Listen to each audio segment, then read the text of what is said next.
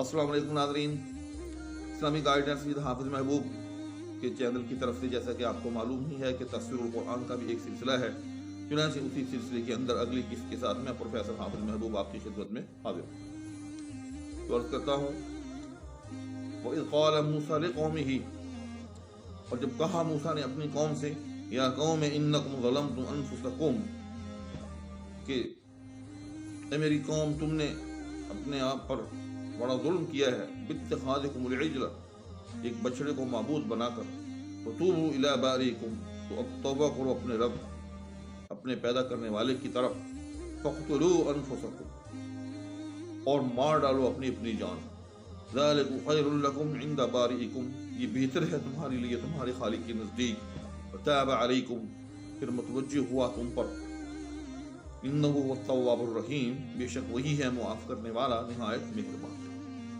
چنانچہ اس کا قصہ جیسا کہ میں نے پچھلی قسط میں آپ سے کچھ اجمالاً بیان بھی کیا تھا کہ حضرت موسیٰ علیہ السلام جب تورات لینے کے لیے کوہ طور پر گئے اور حضرت ہارون علیہ السلام کو پیچھے بنی اسرائیل میں اپنا نائب بنا کر گئے، تو ایک شخص جس کا نام سامری تھا، اس نے یہ حرکت کی کہ اس نے بنی اسرائیل سے زیورات لیے اور ان کو پگھلا کر سونے کا ایک بچھڑا بنایا، اور بحکم الہی اس میں سے آوازیں جو ہیں کچھ بچڑے کی سی پیدا ہونے لگی۔ اچھا، اس حوالے سے یاد رکھیے گا کہ وہ سامری قوم تھا، نیز وہ بچڑے سے آوازیں جو ہیں وہ جو پیدا ہوئیں ان کی کیا حقیقت تھی، یہ ساری باتیں جو ہے انشاءاللہ تعالی سورہ طٰہٰ جب آئے گی میں وہاں ان کا تفصیل کے ساتھ تذکرہ کروں گا، کیونکہ یہ جو واقعہ ہے پورے کا پورا یہ سورہ طٰہٰ کے اندر جو ہے بڑی تفصیل کے ساتھ حضرت موسیٰ علیہ السلام کی جتنے بھی واقعات ہیں قرآن کریم کے اندر، یہ بہت سے مقامات پر جو ہیں وہ بکھرے ہوئے ہیں، کہیں یہ اجمالاً ہے کہیں تفصیلاً، تو ان کی صحیح تفسیر جو ہے وہ اسی طرح ہو سکتی ہے کہ یہ اپنے اپنے مقام پر جب چیزیں آتی ہیں تو ان کو اپنے اپنے مقام پر جو ہے وہ زیادہ تفصیل کے ساتھ بیان کیا جائے، اور جب ہم آگے پیچھے چلیں تو ان کا ہم جو ہے وہ ریفرنس یا حوالہ دیتے رہے۔ چنانچہ اس نے بنی اسرائیل کو کہا کہ تمہارا رب تو یہ ہے، موسیٰ علیہ السلام تو بھول گئے ہیں جیسے کہ سورہ طٰہٰ میں ہے، تو بہرحال قوم نے جو ہے اس بچڑے کی پوجا شروع کر دی۔ حضرت موسیٰ علیہ السلام جب کوہ طور سے واپس آئے تو اصل واقعہ تو جیسے میں نے بتایا کہ تفصیل کے ساتھ سورہ طٰہٰ میں ہے، تو حضرت ہارون علیہ السلام کو جو ہے وہ انہوں نے کہا کہ یہ کیا ہوا ہے بنی اسرائیل کے اندر، تو حضرت ہارون علیہ السلام نے کہا کہ میں نے تو ان کو بہت سمجھایا لیکن یہ نہیں مانے، تو بہرحال اس پر اللہ جل شانہ نے جو ہے بنی اسرائیل پر اپنا عذاب نازل فرمایا اور ان کے لیے سزا یہ مقرر فرمائی کہ جن لوگوں نے بچڑے کی پوجا کی ان کو قتل کیا جائے۔ جی ہاں، اور قتل بھی کون کریں؟ جو ان کے لاواحقین و رشتہ دار۔ یہ چیزیں جو ہیں اسرائیلیات جس کو کہتے ہیں، تورات اور انجیل ان میں مذکور ہیں، اور ان کے حوالے سے اصول یہ ہے کہ قرآن کریم کے ساتھ اگر کوئی چیز متصادم نہ ہو تو ہم اس کو جو ہے کوٹ کر سکتے ہیں، بس اس سے زیادہ نہیں۔ ہم اس کی جو ہے نہ تصدیق کر سکتے ہیں نہ تردید کر سکتے ہیں۔ ہاں، اگر قرآن کریم کے مطابق ہے تو ظاہر ہے ہم ان کی تصدیق کریں گے، اور اگر قرآن کریم کے مخالف ہے تو ہم ان کی تردید کریں گے، لیکن جہاں قرآن کریم کے اندر ان کے حوالے سے نہ تائید ہے اور نہ تردید ہے تو ہم وہاں خاموشی اختیار کریں گے اور خاموشی کے ساتھ ان کا جو ہے وہ صرف ذکر کریں گے۔ تو بہرحال اللہ تعالیٰ نے ان کو یہ سزا دی کہ جنہوں نے بچڑے کی پوجا کی ہے ان کو ان کے جو رشتہ دار ہیں وہ قتل کریں۔ چنانچہ اس سزا پر جو ہے وہ عمل ہوا۔ اچھا، یہاں ایک بات کہ حضور اکرم صلی اللہ علیہ وسلم کی جو امت ہے یہ اللہ کو بڑی پیاری امت ہے، اور اس سورت کے آخر کے اندر جو بہت ہی پیاری آیت ہے جو کہ دعا کے طور پر مانگی جاتی ہے، ربنا لا تؤاخذنا ان نسینا او اخطأنا ربنا ولا تحمل علينا اصرا كما حملته على الذين من قبلنا، تو یہ جو جملہ ہے रब्बना वला तहमिल अलैना इसरन कमा हमलतहु अला लज़ीना मिन क़ब्लिना, कि ऐ अल्लाह हम पर वो बोझ न डाल जो तूने पिछलों पर डाले। तो वो यही बोझ। जी देखा कि बनी इसराइल से जब इस हरकत का इर्तिकाब हुआ तो अल्लाह ताला ने कितनी सख्त सजा जो है उनके लिए मुकर्रर की। तो ये इस उम्मत की जो है मैं समझता हूँ कि इस उम्मत का ये इजाज़ है कि इस उम्मत का जो उम्मती है बड़े से बड़ा गुनाह भी जो है उसका तौबा से जो है वो मुआफ़ हो जाता है। हाँ अलबत्ता दुनियावी तौर पर अगर कोई किसी को नाजायज़ कत्ल कर दे, ज़ाहिर है प्राइवेटली जो भी कत्ल होगा वो नाजायज़ ही होगा, उसकी सज़ा जो है वो सज़ा मौत है, अगर मकतूल के वरसा जो है उसको मुआफ़ न करें तो वो एक अलग बहस है। लेकिन ओवरऑल इस तरह से गुनाहों पर इस उम्मती से, हुज़ूर अकरम सल्लल्लाहु अलैहि वसल्लम के उम्मती से बड़े से बड़ा गुनाह भी सरज़द हो जाए तो वो क्या है, अत्ताइबु मिन ज़ंबि कमन ला ज़ंबा लहू। जिसने कोई गुनाह किया और फिर उसने तौबा कर ली वो ऐसे हो गया गोया कि उसने गुनाह किया ही नहीं। ठीक, तो बहरहाल ये आप सल्लल्लाहु अलैहि वसल्लम की उम्मत का जो है वो इजाज़ है। और इसीलिए ये दुआ भी जो है अल्लाह ताला ने जो है हमसे जो है मंगवाई है कि इस तरह से मुझसे मांगा करो कि रब्बना वला तहमिल अलैना इसरन कमा हमलतहु अला लज़ीना मिन क़ब्लिना, कि अल्लाह हम पर वो बोझ न डाल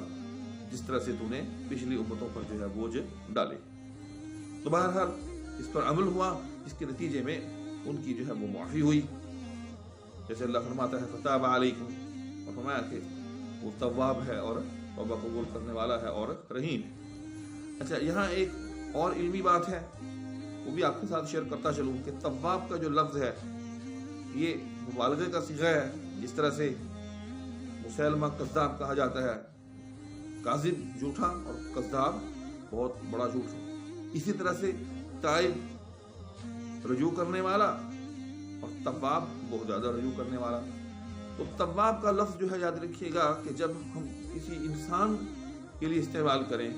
किसी बंदे के लिए इस्तेमाल करें, तो इसका मतलब होता है कि वो अल्लाह की तरफ रुजू करने वाला, अपने गुनाहों की मग़फ़िरत मांगते, जी अपने गुनाहों की मुआफ़ी मांगते। और जब हम तव्वाब का लफ्ज़ अल्लाह के लिए इस्तेमाल करते हैं, जैसे कि इस आयत के अंदर आपके सामने है इन्नहु हुवत तव्वाबुर रहीम, कि वो तव्वाब है, तो फिर उसका माना होगा कि अल्लाह अपने बंदे की तरफ रुजू करते हुए उसको मुआफ़ करने की गरज से, उसके गुनाह बख्शने की गरज से। तो मतलब ये हुआ कि जब हम इंसान को तव्वाब कहते हैं तो माना होता है तौबा करने वाला, ठीक। और जब हम अल्लाह के लिए तव्वाब का लफ्ज़ इस्तेमाल करते हैं तो मानी होता है तौबा कबूल करने वाला। जी, लफ्ज़ एक ही है, लेकिन जब हम इसको इंसान के लिए इस्तेमाल करते हैं तो इसके मानी और हो जाते हैं, और जब हम इसको अल्लाह के लिए इस्तेमाल करते हैं तो इसके मानी और हो जाते हैं। इसी तरह से और भी कई अल्फाज हैं, मिसाल के तौर पर शाकिरन अलीमा, कुरान के अंदर आता है शाकिर, ठीक। तो इंसान के लिए भी शाकिर का लफ्ज़ है और अल्लाह ताला ने अपने लिए भी शाकिरन का लफ्ज़ जो है वो इस्तेमाल किया है। तो जब हम बंदे को शाकिर कहते हैं उसका मानी होता है शुक्र करने वाला, ठीक। और जब अल्लाह ताला को शाकिर कहते हैं या अल्लाह के लिए लफ्ज़ शाकिर इस्तेमाल होता है तो उसका मानी होता है शुक्र की जज़ा देने वाला, शुक्र की कदर करने वाला, शुक्र के ऊपर अजर देने वाला, ठीक। तो ये एक इजाफी बात थी जो मैंने आपके सामने बयान की। उसके बाद इज़ क़ुल्तुम या मूसा लन नु'मिना लका हत्ता नरल्लाह जहरतन वअख़ज़तकुमुस साइक़तु व अंतुम तंज़ुरून। और जब तुमने कहा कि ऐ मूसा हम हरगिज़ यकीन न करेंगे तेरी बात पर, हत्ता नरल्लाह जहरतन, जब तक कि न देख रहे अल्लाह को सामने, वअख़ज़तकुमुस साइक़तु व अंतुम तंज़ुरून, फिर आ लिया तुमको बिजली ने और तुम देख रहे थे। इसका वाक़या ये है कि जब मूसा अलैहिस्सलातु वस्सलाम कोहे तूर से तौरात लेकर आए और अपनी कौम को एक बछड़े के इर्द गिर्द परस्तश करते पाया तो उसका मामला जो है वो खत्म हुआ। आपको जैसे मालूम हुआ कि उनको सज़ा दी गई। तो उसके बाद हज़रत मूसा अलैहिस्सलातु वस्सलाम ने तौरात ان کو پیش کی اور کہا کہ اس پر عمل کرو.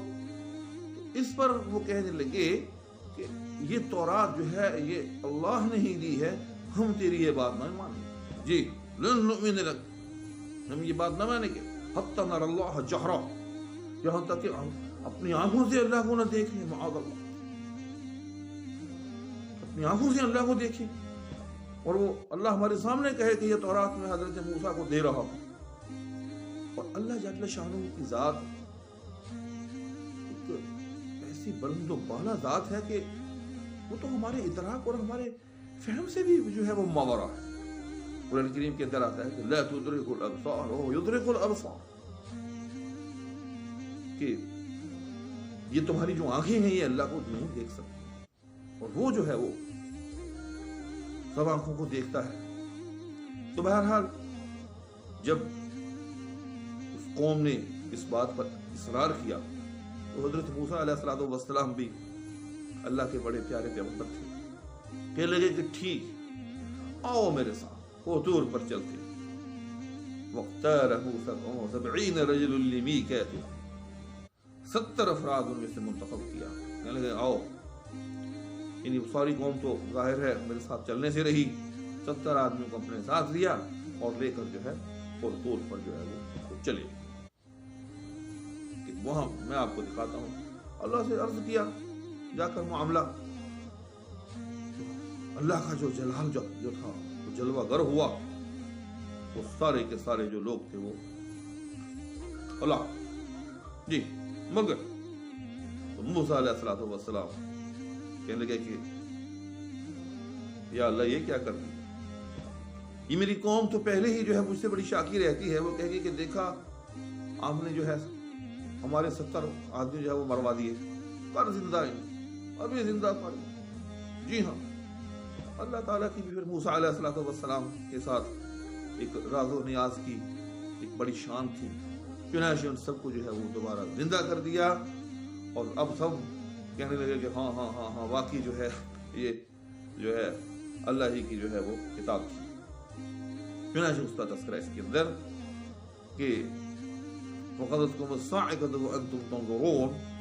کہ پھر تم کو ایک بجلی نے آ لیا اور تم دیکھ رہے تھے. تو اس کے بعد فرمایا ثُمَّ بَعَثْنَاكُم مِّن بَعْدِ مَوْتِكُم, پھر اٹھا کھڑا کیا ہم نے تم کو